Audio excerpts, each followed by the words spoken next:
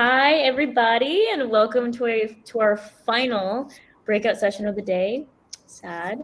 Thank you for joining us to discuss centering audiences in leadership transitions. You know the drill. This session chat is on the right side of your screen to uplift the words, images, or practices that inspire you and share your own take on the ideas that emerge, if you're feeling fancy.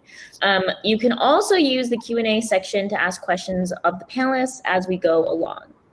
If you have any tech needs throughout this session, you can tag Team NNPN in the event chat or the session chat, like Monica mentioned, and we'll help get things squared away. Now I get to introduce our moderator for this conversation. Joseph Biagini has been through two major artistic leadership changes. First, during his time as Baltimore Center Stage as a line producer in the artistic department, and then as the NNPN producer in residence and artistic producer at Perseverance Theater in Juneau, Alaska. Joseph is dedicated to new plays and principles of anti-racism and anti-oppression, and he is wrapping up that producer residency at Perseverance, and we are delighted to welcome him today. Yes, welcome, and welcome to Kristen Jackson. Kristen Jackson is a performer, teaching artist, producer, and arts administrator. She is also the connectivity director at Woolly Mammoth Theater Company, which recently underwent the transition from co-founding artistic director Howard Shawitz to the current leadership of Maria Manuela Goyanes. Ken Matt Martin is a former child star and actor, producer, and director who believes that theater can be a catalyst for social change, and who was recently announced as the new artistic director of Chicago's Victory Gardens Theater. Yay. Kristen, Joseph, Ken, Matt, thank you all for being with us today and sharing your insights. Monica and I will see y'all in the chat, and I'll be back very briefly at the end of this conversation. Joseph, take it away. Thank you, Jess and Monica, for the great introduction, and thank you to NNPN for having us for this conversation. I'm so honored to be here with both of you, Ken, Matt, and Kristen, and I can't wait to dive in. So just so everyone watching knows, we're going to start with a few prepared questions, and then we will turn things over to try to see if we have any questions amongst the audience. So you could go ahead and get those stewing for us. We'll be getting them soon. So first, I'd like to start with the title of this panel about audiences and centering the audience, and how does that group get defined? Kristen or Ken, Matt, feel free.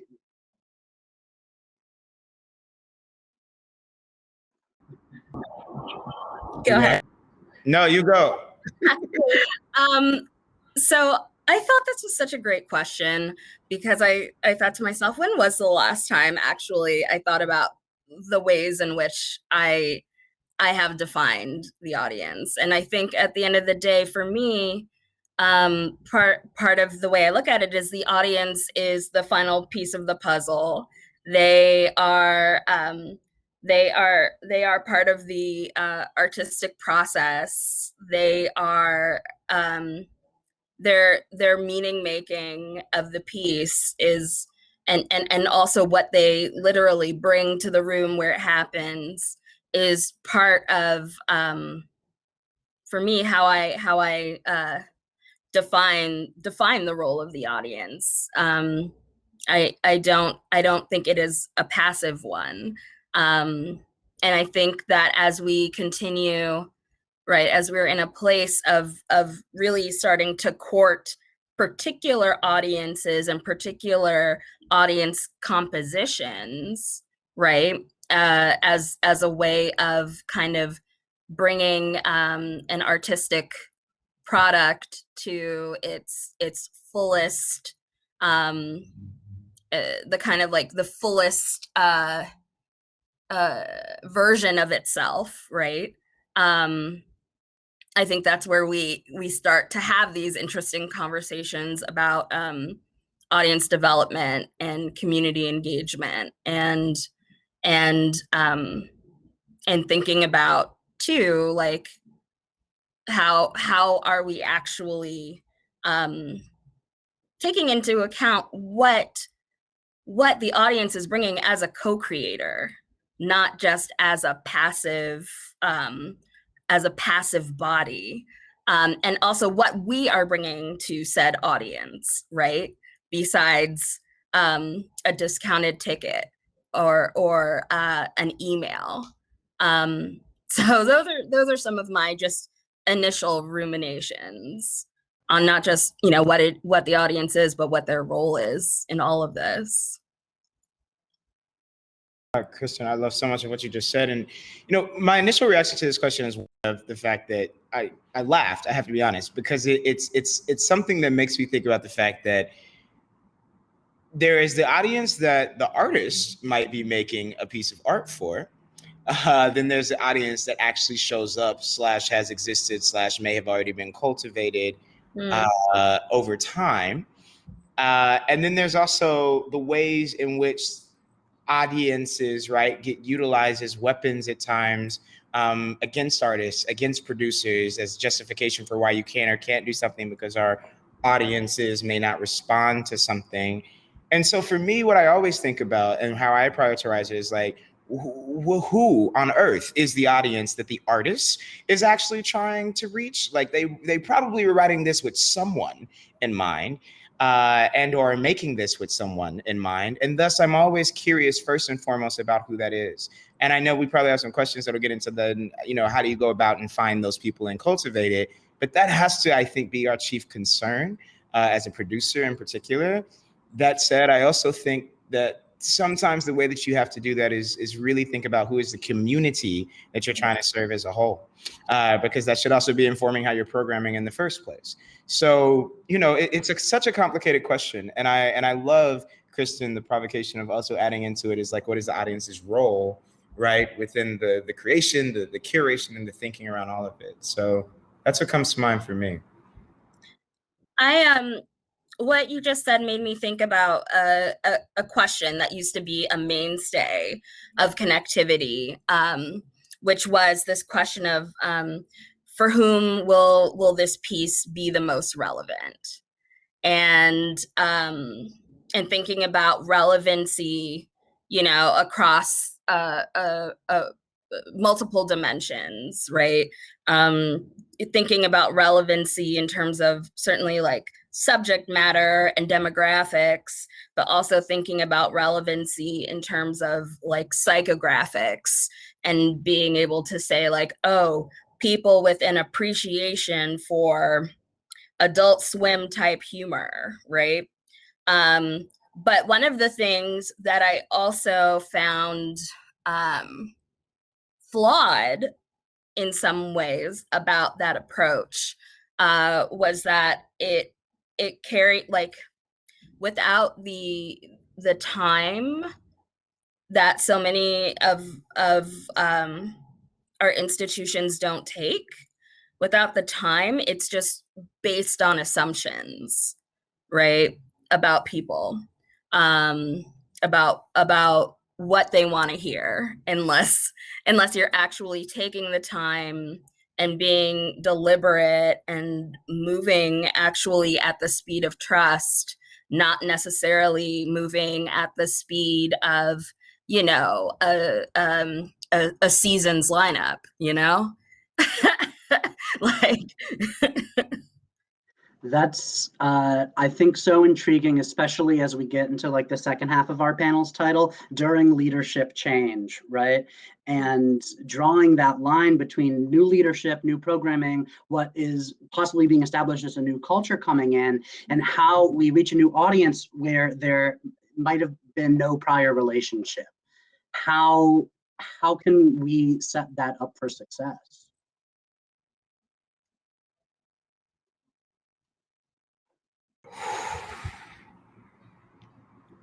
You know, it's the $1 million question. I mean, I think what first comes to mind for me is that if you're not interested in actually building relationships, this whole concept of, you know, building and not cultivated is moot, right? Like it has to be, you know, the thing that is centered is how are you building with people, literally, with neighborhoods, with community, with the artists, and thus understanding who it is that they are most interested in being in community and in relationship with.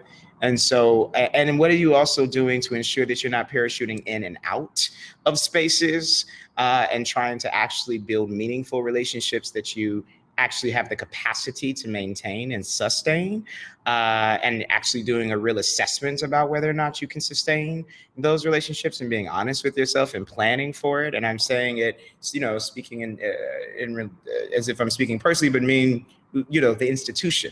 And also, can institutions be in relationship with community? I don't even know if they can sometimes, if I'm being frank. So what does it mean that you're having to likely depend upon the work of many people within these institutions to build those relationships? And what does long-term care and sustainability look like when you have those folks who are good at doing it? And how do you pass those things on effectively?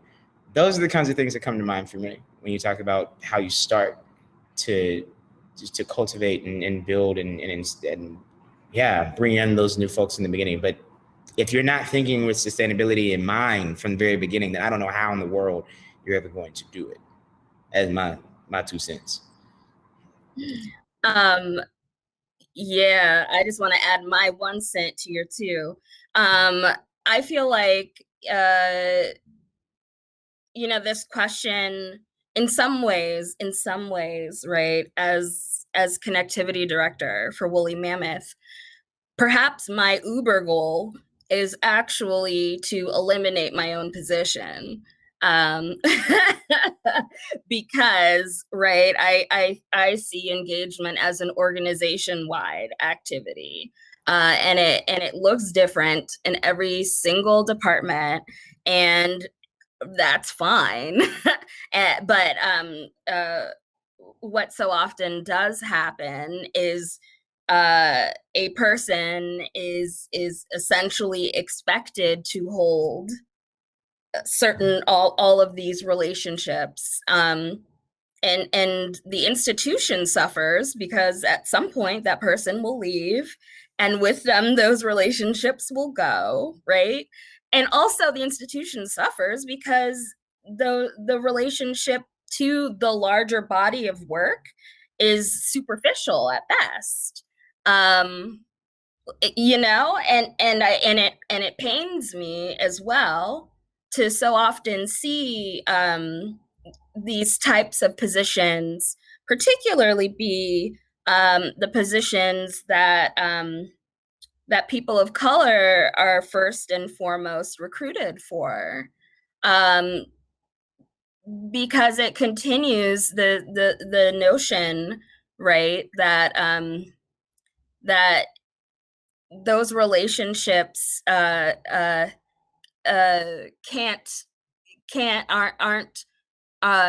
be held by someone who doesn't identify as someone from an who's been marginalized, and it perpetuates, again, the siloing. It perpetuates the notion of auxiliary or add-on as opposed to central and centered in an organization's mission and work. And I think those are all things that we should be fighting against tooth and nail. You said it all. One little thing I'll add to this, which is that I a little bit before, maybe I think just before I started this job, I made a tweet that a few people responded to, and I think about it all the time, because at the time I was getting so many questions about how are you going to build audiences, how are you going to attract more people of color to come to the theater, and I'm just like, okay, we have to stop this. Like, the audience of a theater is a direct reflection of the staff. If you are sitting up in your marketing meeting or in your our engagement meetings and your conversations, and you look around the table and there's more people who look like you and then people who look maybe different than you, then that's probably who in the world is about to show up to come see any play, any event, or anything else that you do. And so we also have to have the real conversation, as Kristen just said, about the fact that so often it is the one or the two folks of color within these institutions who are also tasked with trying to build all of these relationships that then they hope will turn out some more diverse audiences, without realizing, like, hey, we need to take a look at the entire staff, the entire situation in every department, and ask ourselves, if there's only the one or the two, if that, in those one or two random departments, and how in the world are we going to expect that our audience is going to look any different than the homogeneous staff of the entire institution? So sorry, I had to go there, but it's just the truth. And that's what we also need to really have the larger conversation about. Thank you for calling that in. And it occurs to me that this idea about how we, where we place these relationships and where we place programming in response to those relationships is a direct reflection of the values that you're moving forward and what you're choosing to center with. And that is deeply connected to how the volume of programming might affect our ability to build new audiences or build new relationships. And I'm wondering if you can talk a little bit about that.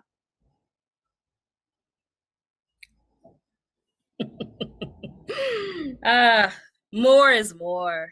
More is not more, my friends. More is not more. I think to the point I lifted a little bit earlier around that practice that we had formerly of asking, for whom will this be relevant? We used to generate these humongous lists, these cross sections.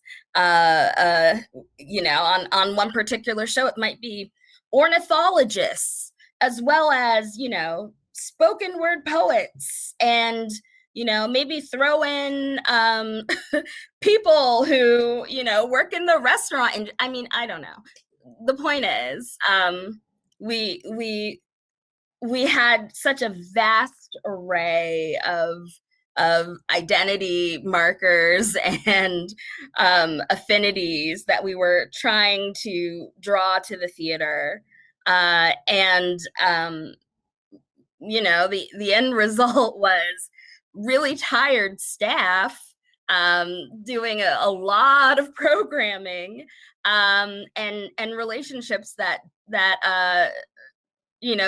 felt more transactional than anything, and didn't necessarily last very long.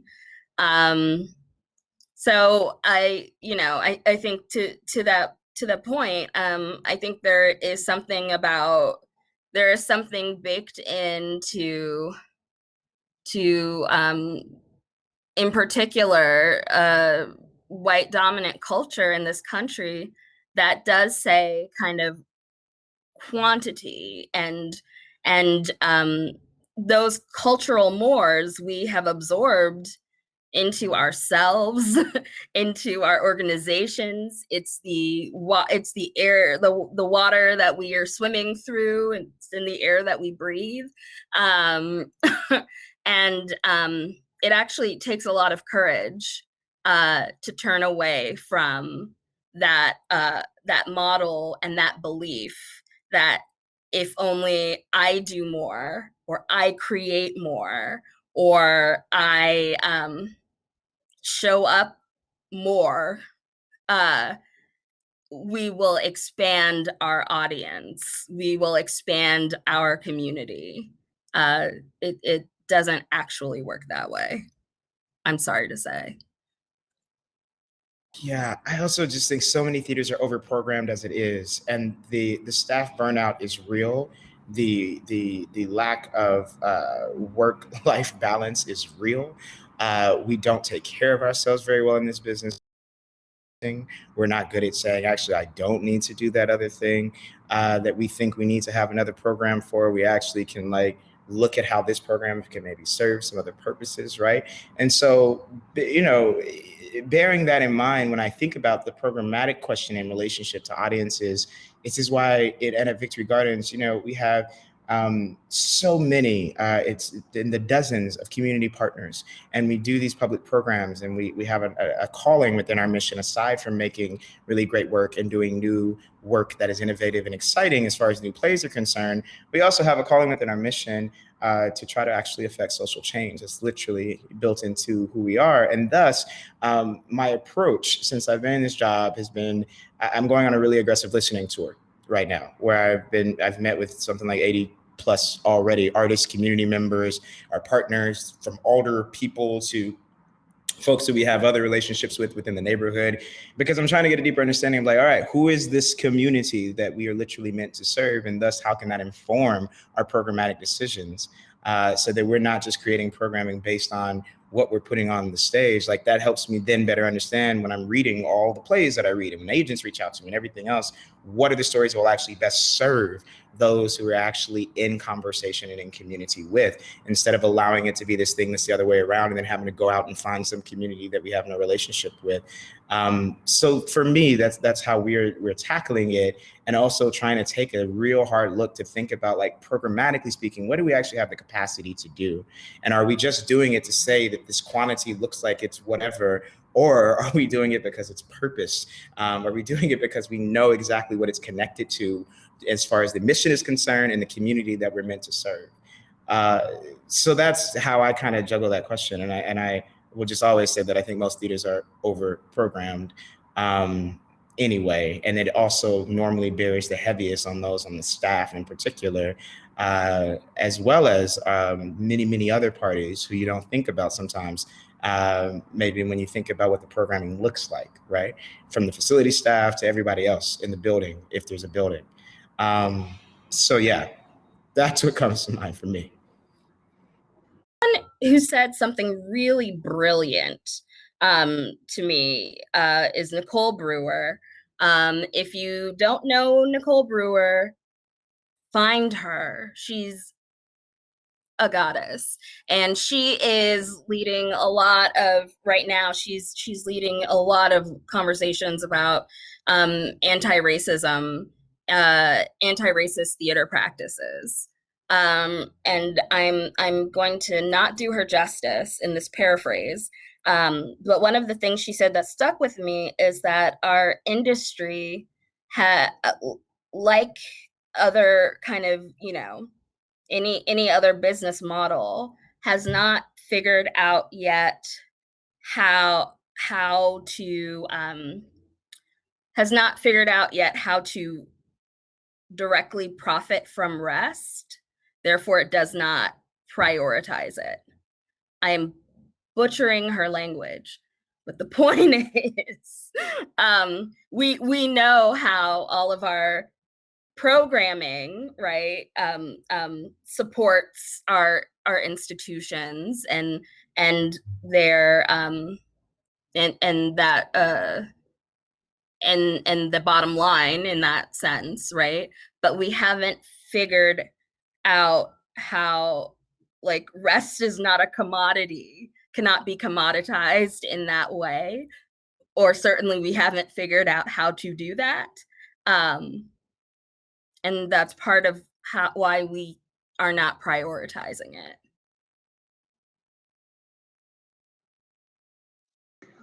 Well, that's something to sit with, and no surprise that Nicole Brewer said something brilliant. Of course. I'm going to shift gears a little bit.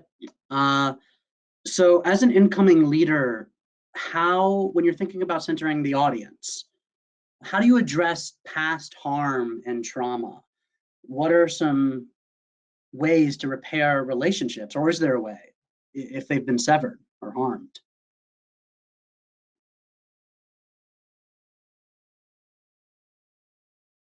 I'll hop in because I'm in the middle of doing it. And I mentioned what I'm doing. I'm listening.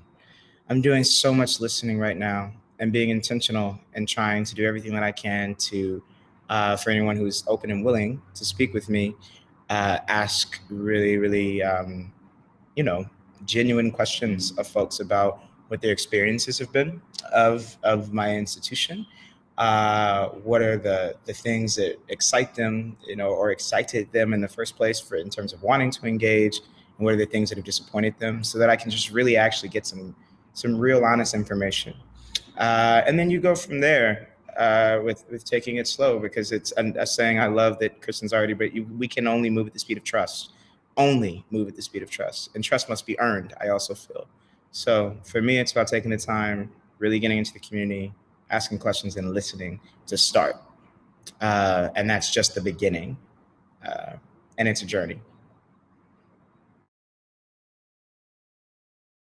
And to that listening, it's also, you know, how we show up and when we show up.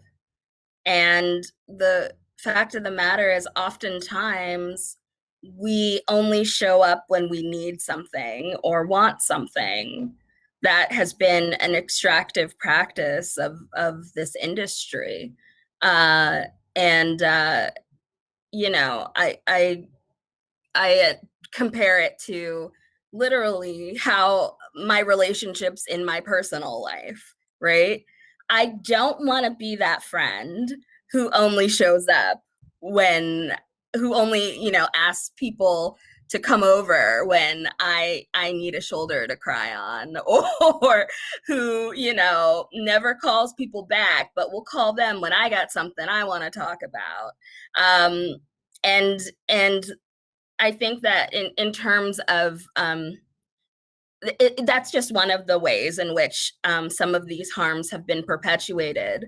And I think the kind of listening tour that Kinmat is talking about is so just essential. Showing up just because, making space because that prioritizing of people and relationships over the product, even if it's an artistic product, right, is how some of that healing can happen. And you know, sometimes also there are times when like the healing can't happen, and being able to acknowledge that when that is the case. And sometimes, you know, we are there and we are apologizing for, or not even apologizing, that's the wrong word, but you know, we are engaging in this healing process, right? Around an incident or a relationship that predates us, that we had nothing to do with. And part of that but we're still accountable, still accountable. And that can be a hard thing to navigate too. But we have to. Thank you both. And I want to lift up something, Kinmat, you said that we have to move at the speed of trust. And that is, it rings so true to me. And it I believe is one of the principles of emergent strategy that Adrienne Marie Brown uses. And I'm a huge fan of following that list as a guide for our work as community members and folks who are trying to work in communities. And it occurs to me another one of those principles affects this conversation greatly. There's always enough time for the right work. You got to find out what the right work is, though. That's for sure. So I want to move to a question that we just got from the Q&A session. Kinmat, what does that listening tour look like? What is the process for deciding who to talk to and how to build that listening space? Yeah, so for me, it's been fairly easy to begin to organize, to the extent that it was really important that I had one-on-one individual conversations with as many, obviously the entire current staffs, and then obviously every single board member. And then because we've had within our theater's history, a playwrights ensemble, historically, I'm working my way through every single one of them that's still with us, and trying to have individual conversations with them.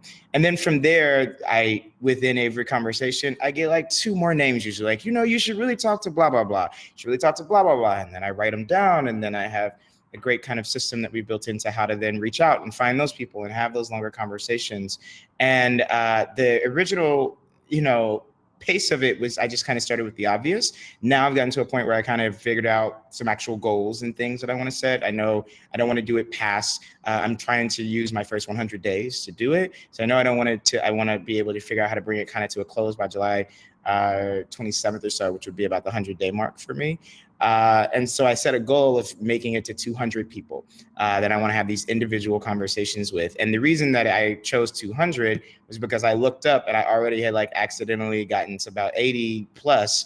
And I was like, well, I'm looking at this list of people left that all those people told me I should also talk to. So I guess I'll go get them too. And then before I knew it, I was like, all right, let's just see. And 200 is just, I don't care if I actually necessarily get to it or go above it. Who knows? But I know I have this a period of time where I'm early within my days here at Victory Gardens, and I'm using this time. I'm literally taking 7 to 8 sometimes Zoom meetings back to back a day, just trying to listen and take in as much information as I can from anyone who's ever been affiliated with the institution. And they've been really hard conversations at times where people have had to, at times I think divulge things that maybe they felt that no one would ever really clock or care about hearing from a leadership standpoint, things that really were deep-seated,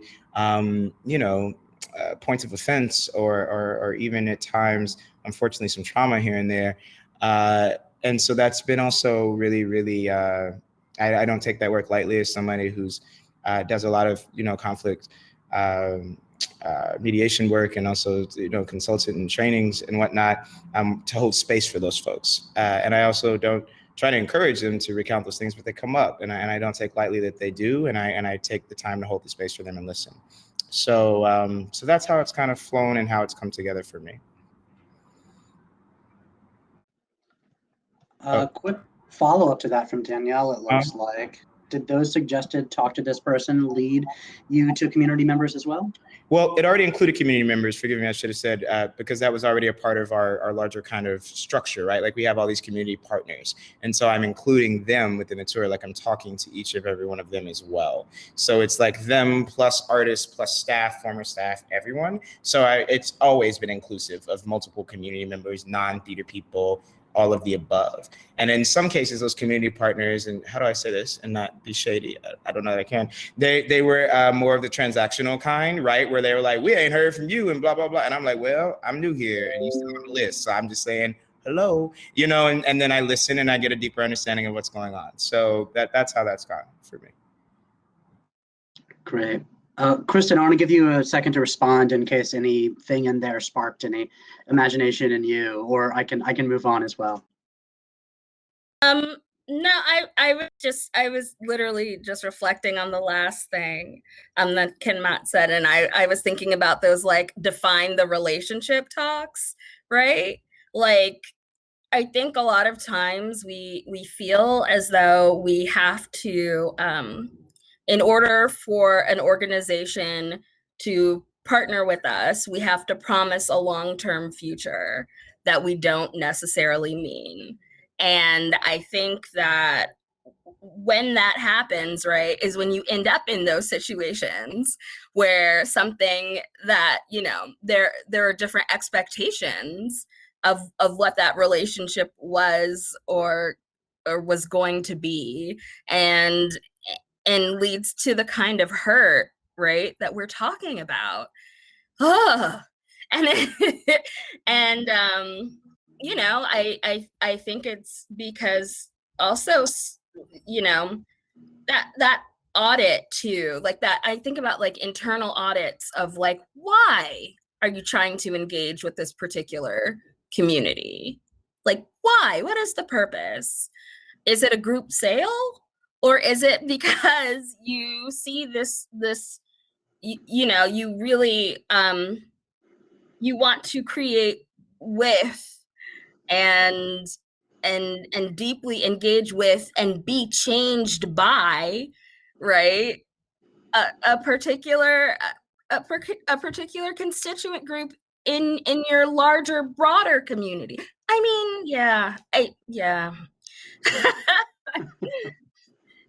I've seen it all now. seen so much. Mm.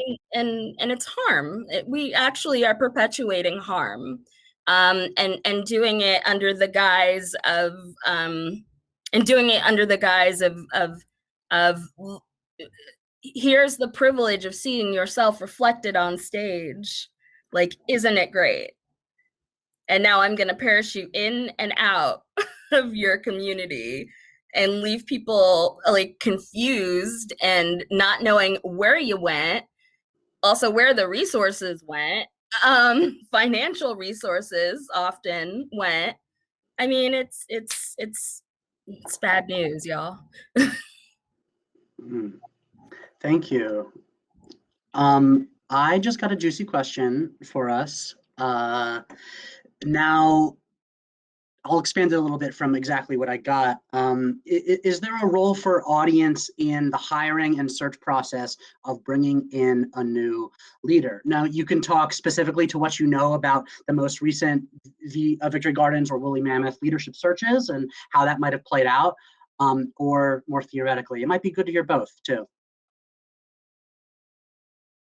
Yeah, obviously I didn't, I wasn't on the other side of my search, so I can't speak to this with full authority, right, in terms of how the logic worked to get there. What I can say and can verify, a portion of my search, which was a 6-month long process, and by the time I got to that final round and had my kind of like intense 2 days of, many hours with many different groups of people, one of those events included within my search for my role at Victory Gardens was a community town hall that was made up of, I don't know exactly how many people were invited. There were at least 100 something people there, and there was a mix of like artists and other kinds of stakeholders, including audience members and everything else, is my understanding. So that's how it showed up in a little tiny way within my search in terms of what I can actually speak to.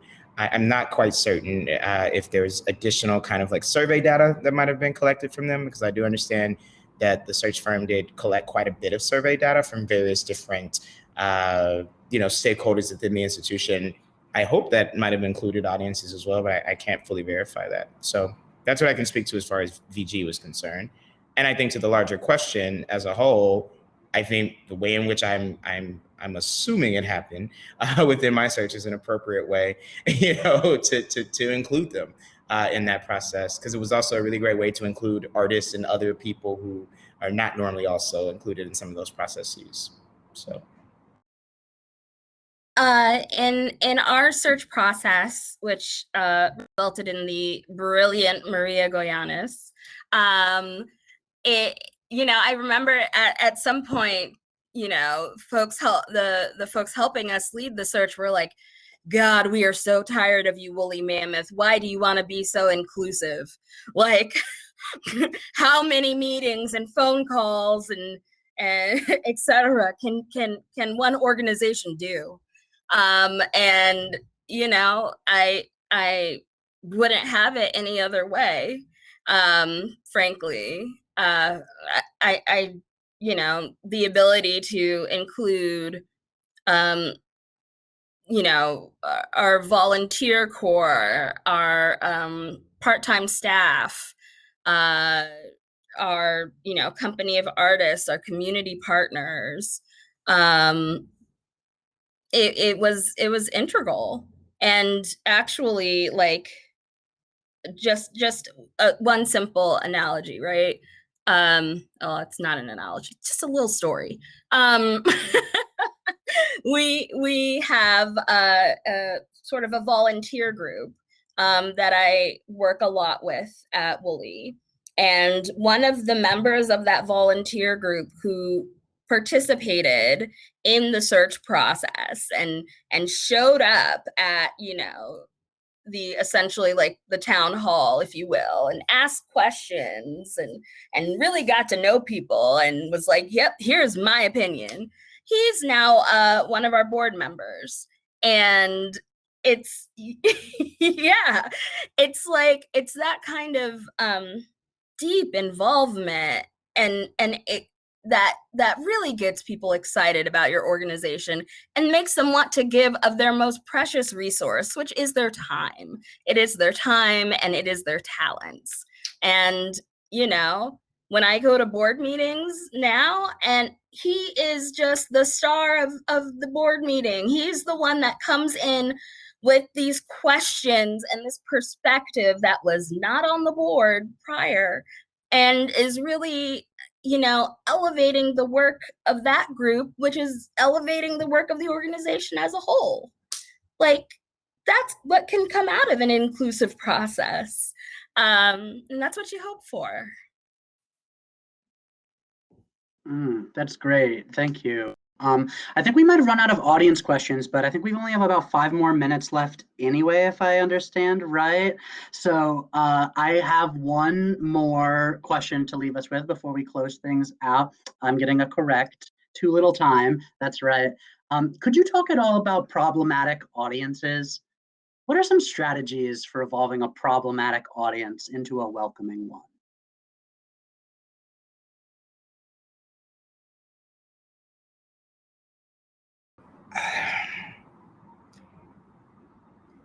I don't know. As the short answer to that question, if I'm being honest. I think one thing I've been wrestling with lately, and I've been talking on this listening tour and hearing specifically from my front of house, this front of house staff at Victory Gardens, and some of the things that they've had to endure over these last couple of years, you know, which was even pre-COVID, pre so many of the larger kind of many life-changing, you know, events that we've had happen within this country since we've been shut down, even, right? And how much more of a charge situation it feels at times, you know, coming back, and it's something we've been discussing a lot, that we've been wrestling with, because I'm concerned, if I'm being honest, and I don't quite know the answer about how we evolve some of those folks, and I am hopeful that these other conversations we've had today about how we grow and cultivate some new people will make it possible that we can see some of those folks come in, so we don't have to tolerate, frankly, any of the BS that comes with putting up with some of the problematic behavior that I think many folks have seen across the country at times, in terms of the way that people might respond to work. And that's in terms of what is the quote unquote audience, you know, that I referred to earlier, and how they may sometimes respond to certain things as demographics change in particular, and the types of things being presented change across the country. People are having all kinds of different responses. I'm not quite sure how we evolve them. If I'm being brutally honest, I don't know. And I think, you know, honestly, like I hate when my colleagues, you know, get abusive emails from folks saying, you know, the woolly mammoth, why are you doing so many plays about race? Why are you causing problems instead of solving them? I'm not coming back. I used to be a subscriber. In some ways, right? Like, I love those emails because it means that they're not in our audience anymore. And they have said to themselves, you know what? I belong in a different community.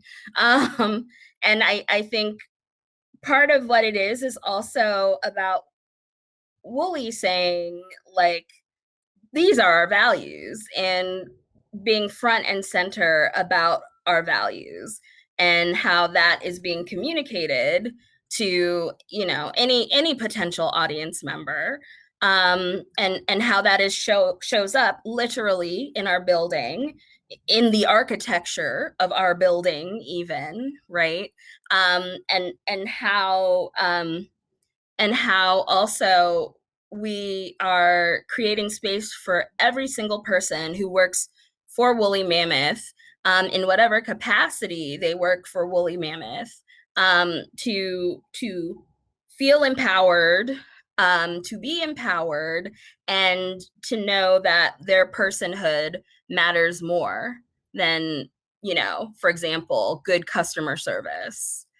The number of front of house people I've spoken to who feel conflicted, right, when someone comes to them with outright racism, outright sexism, homophobia, like all of that, transphobia, all of it. Yeah, all of it, yeah. and feel like because of the nature of their job, right, they have to have a customer is always right sort of attitude, and and breaking that down and saying, actually, no, there are things within our culture as an organization that you do not have to. No. Yeah, Kristen, that's it. And that's what I meant when I said earlier. It's like, I don't know, because my only real thing is like, let them go. They don't have to come here. They can go somewhere else. And if they're not okay with the culture that is inclusive, and if they're not okay with being in a space that's meant for everyone, and they don't know how to respect others, then they can go sit at the house and watch Netflix. That's how I feel. Thank you. So it occurs that to me that, our audience is, like we started with, not a singular definition. And if we're evolving our audience, sometimes it means to change our audience. So I want to thank you both for taking the time with this panel and for lending your wisdom and insight into this topic, centering the audience through leadership change. It's been an honor to share the space with you. Thank you. Thank you, Joseph. Thank you so much. Thank you, Kristen. Always Thank fun. you, Ken, Matt. Love it. Thank you all. Ken, Matt, Kristen, Joseph. What an inspiring and insightful and energizing conversation. Just a few things that I wanted to lift up as we move forward. The notion of the audience's role is not a passive one, that our audiences can be our co-creators, that the audience reflects the staff of the theater, the composition of the staff. More is not more. I'm going to say that one again. More is not more. Burnout is real. How are we caring for our staff and ourselves? We know how our programming supports our institutions, but rest has not yet been commodified, so we don't prioritize it, with another shout out to the brilliant Nicole Brewer. And the idea that the personhood of our staff matters more, and that if folks don't want to be part of an inclusive, even beloved community, bye. And the bravery of that and the necessity of that statement. Holy smokes, y'all. I'm so grateful and inspired, and thank you for being with us today.